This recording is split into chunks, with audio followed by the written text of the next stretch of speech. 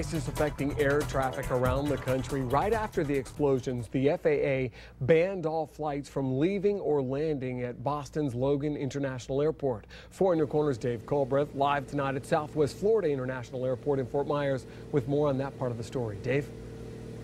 Yeah, Patrick, imagine this. You're sitting at the airport, getting ready to leave on a trip, when all of a sudden, all the TVs in the airport turn to news coverage of some horrible tragedy that's happening right around the corner from you.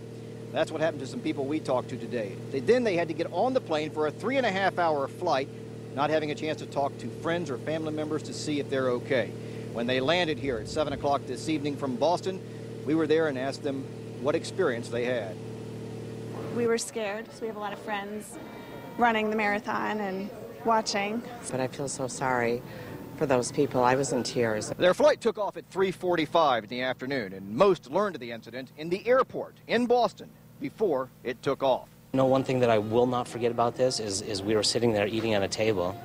Everyone was just stopped. I mean, the people literally on the outside of the restaurant were stopping on the perimeter of it, just looking in, and that's how I happened to gaze up to see actually what was going on. And then when they got on the plane, they were actually able to watch news coverage on TV sets in the backs of the seats in front of them for the entire flight. I watched it on all the channels. They kept replaying it, and I watched the president speak.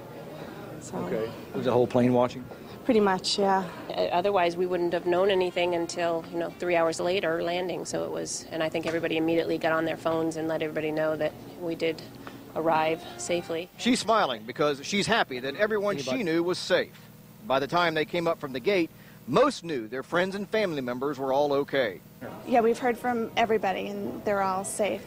So we're grateful for that. We had some friends finish right before, and some didn't make it in before. Right, but everybody's okay. Everybody okay? Everybody's okay, thank God, yeah. We asked many of them what they thought about the whole incident. Did you think terrorism? Yes, I did. Yeah, it felt that way.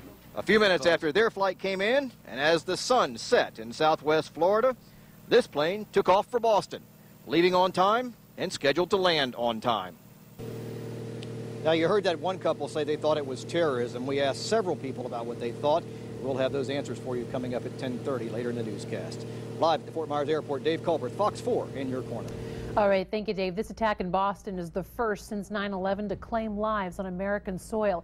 As many of you remember, 4 commercial jets were hijacked by members of al-Qaeda on September 11th, 2001. As a result, nearly 3,000 people were killed between New York, Washington, and Pennsylvania. Now, prior to that, during the Summer Games in Atlanta in July of '96, a bomb exploded at Centennial Park, killing 2 and injuring more than 100 people.